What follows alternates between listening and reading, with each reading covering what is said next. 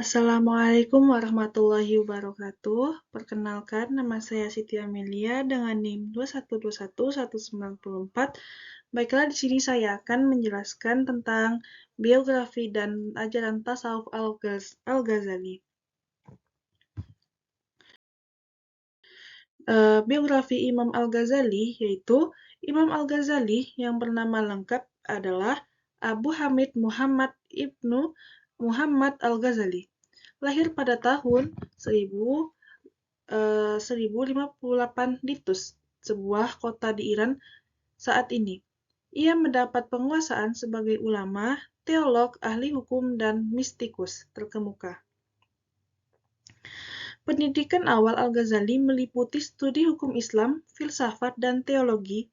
Karya besar Al-Ghazali yaitu Ihya Ulum Al-Din, Kebangkitan Ilmu Agama,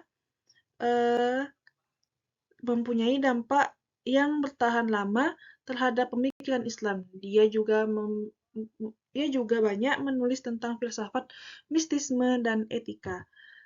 Selanjutnya ada tasawuf Imam Al-Ghazali. Yang pertama ada At-Thariq.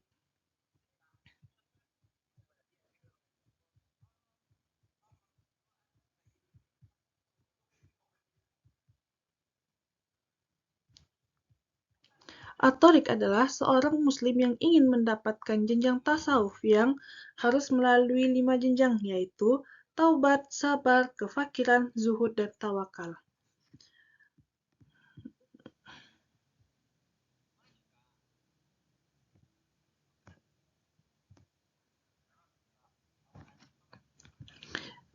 Jadi, yang pertama yaitu taubat. Taubat adalah proses bertaubat atau kembali kepada Allah setelah melakukan dosa atau kesalahan. Ini melibatkan penyesalan yang sangat tulus, bertaubat dari dosa dan berkomitmen untuk mengubah perilaku kita. Taubat juga melibatkan memohon ampunan kepada Allah dan berusaha memperbaiki hubungan dengan Allah. Jadi, di sini seandainya kita sudah melakukan perbuatan kejahatan atau melakukan perbuatan dosa yang dimana membuat Allah itu marah kepada diri kita. Terus kita menyesali perbuatan tersebut dan berjanji dengan sungguh-sungguh tidak akan mengulangi perbuatan tersebut. Itu yang dinamakan dengan taubat. Sabar. Yang selanjutnya ada sabar. Sabar adalah sikap ketahanan dan ketabahan dalam menghadapi cobaan, kesulitan, atau ujian dalam hidup. Ini melibatkan kesabaran dalam menjalani ujian. Allah menjaga ketenangan hati dan tetap bertahan dalam ketaatan kepadanya.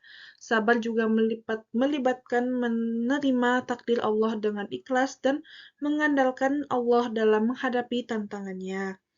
Selanjutnya ada kefakiran. Kefakiran adalah sikap rendah hati dan tidak terikat pada harta benda yang ada di dunia. Ini melibatkan kesadaran bahwa segala yang kita miliki berasal dari Allah Subhanahu wa taala dan bahwa kita seharusnya tidak terlalu terikat pada materi. Kefakiran ini melibatkan sikap bersyukur atas apa yang telah diberikan Allah dan siap berbagi dengan orang lain. Yang terakhir ada zuhud. Zuhud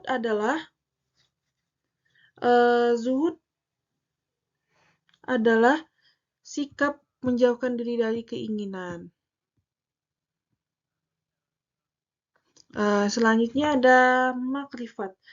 Makrifat adalah istilah dalam tradisi spiritual Islam yang mengacu pada pertahanan atau pengenalan yang mendalam tentang Allah. Secara harfiah, makrifat berasal dari kata Arab ma'rifah atau berarti pengetahuan atau pemahaman yang mendalam. Makrifat juga memahami pengetahuan terkait ketuhanan tanpa keraguan sedikit pun.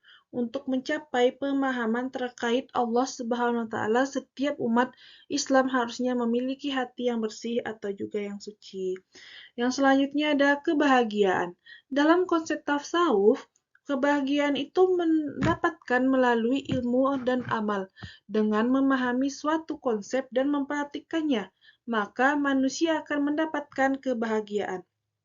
Jadi, kebahagiaan itu didapatkan dari kita memahami suatu konsep, misalkan kita memahami suatu ilmu, dan ilmu itu kita kembangkan dengan cara menyampaikan ilmu-ilmu yang kita pahami, maka kita akan mendapatkan kebahagiaan tersebut. Selanjutnya yang terakhir ada tingkatan manusia. Dalam ajaran tasawuf terdapat 3 tingkatan yang ada dalam diri manusia, yaitu memiliki pemikiran sederhana, yaitu namanya golongan orang awam. Yang kedua adalah golongan khawas. Golongan khawas ini adalah berpikir tajam dan mendalam. Dan yang terakhir adalah kaum ahli debat.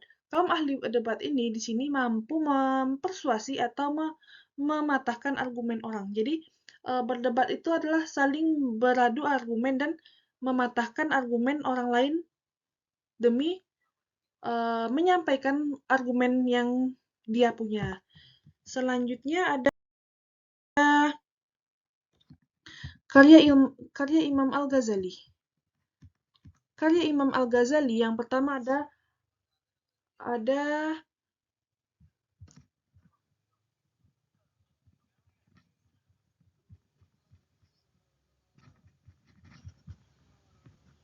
yang pertama ada Ihya Ulumuddin. Ihya Ulumuddin adalah salah satu karya utama Imam Al-Ghazali yang membahas berbagai aspek kehidupan spiritual dan etika di dalam Islam. Yaitu Ihya Ulumuddin ini membahas tentang etika-etika yang telah diajarkan oleh Allah. Jadi Imam Al-Ghazali ini menulis karyanya tentang etika-etika yang ada di dalam Islam. Yang kedua ada Al-Munik min Al-Dalal. Karya ini yaitu autobiografi yang menceritakan perjalanan spiritual Imam Al-Ghazali dan memperjuangannya untuk menemukan kebenaran. Jadi dalam buku ini adalah perjuangan Imam Al-Ghazali dalam menemukan kebenaran-kebenaran yang telah ditetapkan. Selanjutnya ada Minhaj al-Abidin. Minhaj al-Abidin adalah panduan praktis tentang jalan spiritual bagi individu muslim. Yang selanjutnya ada Al-Maqsad al-Asna fi Sarh Asma Allah al-Husna, adalah penjelasan tentang nama-nama Allah yang indah dan maknanya. Yang selanjutnya ada Faisal Al-Tafrika Bain Al-Islam wa Zandaqah, adalah karya yang membahas perbedaan antara Islam dan bid'ah atau kepercayaan sesat. Jadi ada yang kepercayaan Islam ini ada tingkatannya gitu. Misalkan ada yang orang percaya Islam ini hukum Islamnya begini gitu kan. Tapi yang dipercayai orang itu adalah ajaran sesat. Jadi sesat di sini disebut dengan bid'ah. Selanjutnya ada Maqasid al-Falasifah, adalah kritik terhadap filsafat Yunani dalam upaya Al-Ghazali untuk menyelaraskan filsafat dalam ajaran Islam. Jadi selanjutnya ada Tahafut al-Falasifah, adalah karya yang membahas kontradiksi dalam pemikiran filsafat Yunani. Yang selanjutnya adalah Al-Qistas al-Mustaqim, adalah karya yang membahas konsep keadilan dalam Islam. Jadi, semua karya-karya ini memiliki kontribusi penting dalam pemikiran Islam dan masih relevan hingga saat ini. Yang selanjutnya ada akhir hayat Imam Al-Ghazali. Jadi, Imam Al-Ghazali merupakan seorang yang sangat mencintai ilmu pengetahuan, sehingga ia rela meninggalkan kehidupan di duniawinya. Jadi, Imam Al-Ghazali ini rela menuntut ilmu, mencintai ilmu, sehingga ia tuh rela meninggalkan kehidupan dia yang ada di dunia ini untuk mempertaruhkan ilmu-ilmunya. Selama hidupnya, ia suka mengembara untuk mencari ilmu. Pada masa senjanya, Imam Al-Ghazali pulang ke Tus untuk mendirikan sekolah di samping rumahnya. Ia juga membangun asrama untuk murid-muridnya yang belajar di sekolahnya. Al-Ghazali menikmati hari tuanya dengan membaca Al-Quran, berkumpul dengan ahli ibadah, dan mengajar para penuntut ilmu. Imam Al-Ghazali meninggal pada tahun 1111 ketika beliau berusia 58 tahun. Selanjutnya adalah biografi dan ajaran tasawuf Syekh Abdul Qadir Al-Jailani.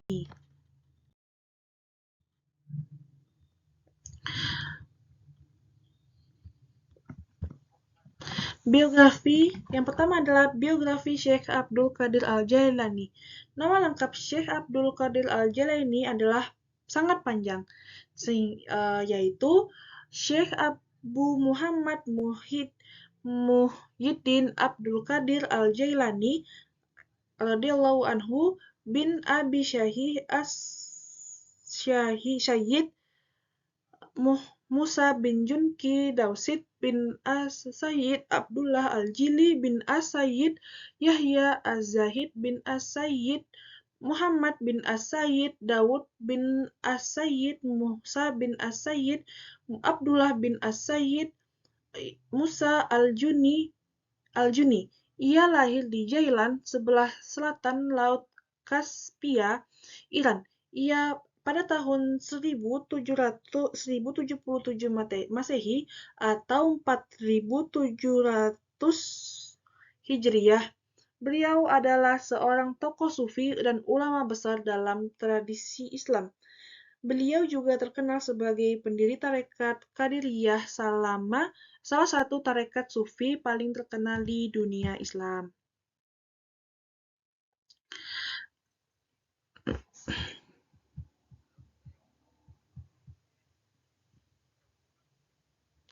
Selanjutnya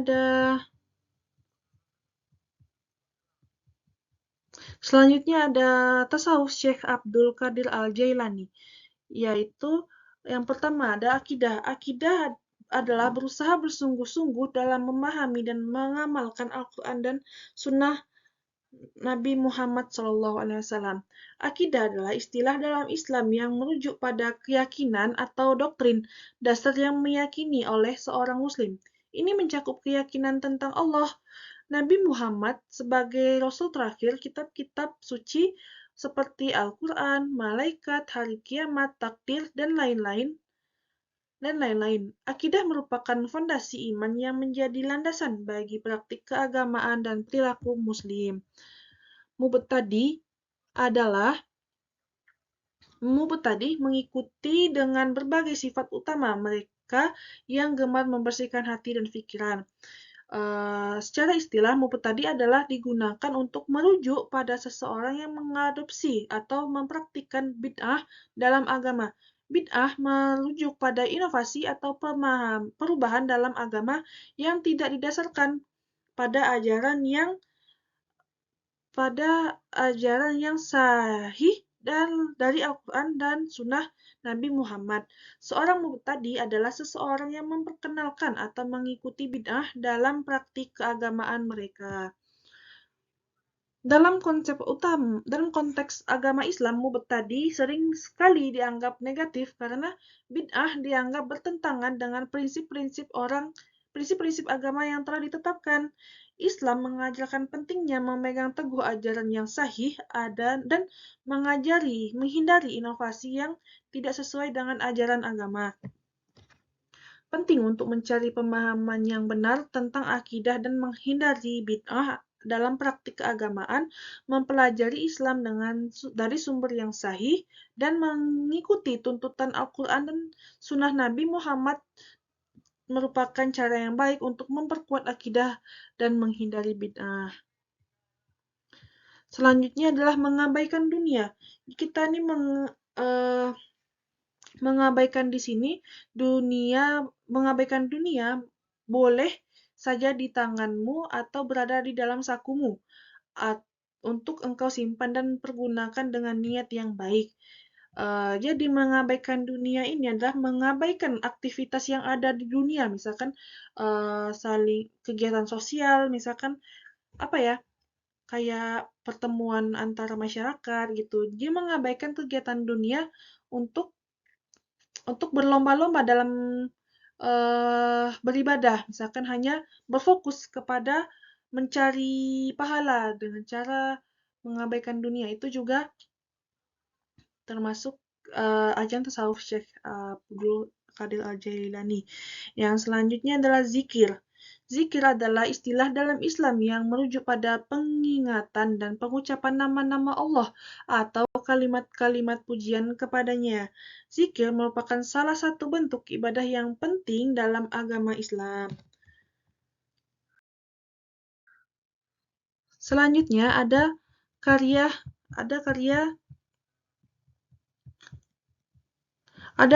Syekh Abdul Qadir Jailani.